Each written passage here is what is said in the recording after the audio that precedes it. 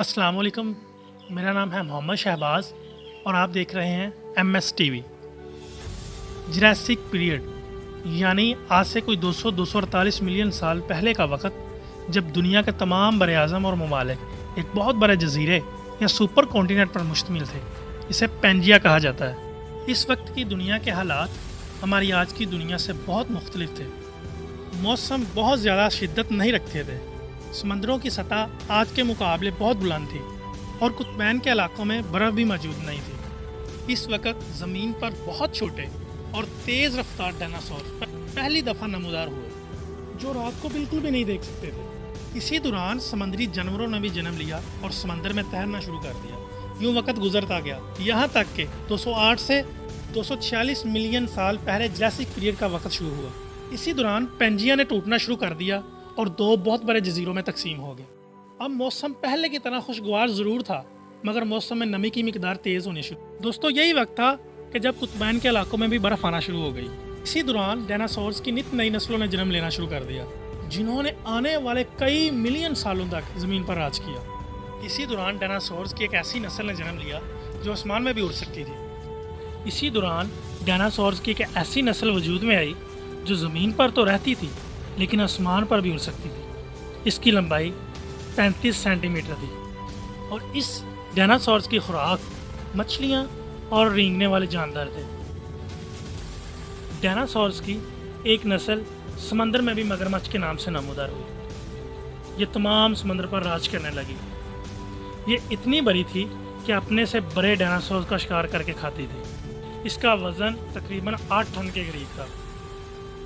दोस्तों, सबसे पहले दरियाफ्त किए जाने वाले डायनासोर्स को मेगलासोर्स का नाम दिया गया, जो बहुत बड़ी जिसामत के गोश्तखोर जानवर थे। इन डायनासोर्स का वज़न तकरीबन 3000 किलोग्राम था और ये 40 फीट तक लंबे थे।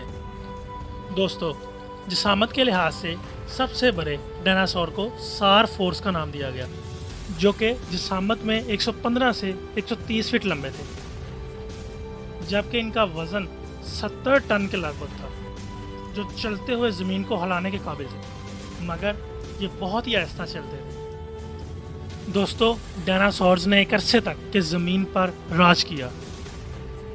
दोस्तों, फिर 65 मिलियन साल पहले आतिशफा फटने से दुनिया के दो बड़े-आज़म टूटकर बिखरना शुरू हो गए और इस अमल से आज के मौजूदा बड़े-आज़म अपनी मौजूदा शक्ल में आए। दोस्तों, इस दौरान समंदरों की सतह गिरना शुरू हो गई और मौसमों में शिद्दत आना शुरू हो गई।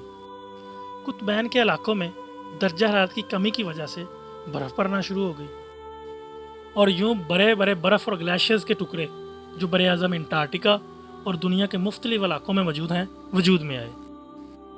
अब वो दौर शुरू हुआ कि जब आतिशफशां फटे और ज़मीन पर एक क़यामत बर्पा हुई। दोस्तों, इस तबाही ने डायनासोर्स को सफ़ाए हस्ती से मिटा दिया। दोस्तों, डायनासोर्स के फॉसिल्स दुनिया के मुख्तलिफ ममालिक China, America, Pakistan, India, Argentina, बरतानिया में दरियाफ्त हुए हैं। दोस्तों, कुरान हकीम, जो तमाम हदायत और रहनुमाई का सरचश्मा है, इस बात की गवाही देता है कि हज़रत आदम अलैहिस्सलाम से पहले भी कोई मखलूक दुनिया में आबाद थी, जिसका मफ़हूम ये है। इरशाद बारी ताला है, ऐ मोहम्मद सल्लल्लाहु अलैहि वसल्लम, जब तुम्हारे परवरदिगार ने फरिश्तों से फरमाया कि मैं ज़मीन पर अपना नायब बनाने वाला हूँ, यानी आदम अलैहिस्सलाम की तख्लीक, तो फरिश्तों ने कहा, ऐ अल्लाह, आप ऐसी मखलूक को अपना नायब मुकर्रर करेंगे जो इससे पहले वालों की तरह ख़राबियाँ और खून खराबा करता था, और हम आपकी तारीफ़ और तस्बीह बयान करते हैं। तो अल्लाह ताला ने फरमाया, जो मैं जानता हूँ वो तुम नहीं जानते। आपको ये वीडियो कैसी लगी? अपनी कीमती राय का इजहार कमेंट बॉक्स में ज़रूर कीजिएगा।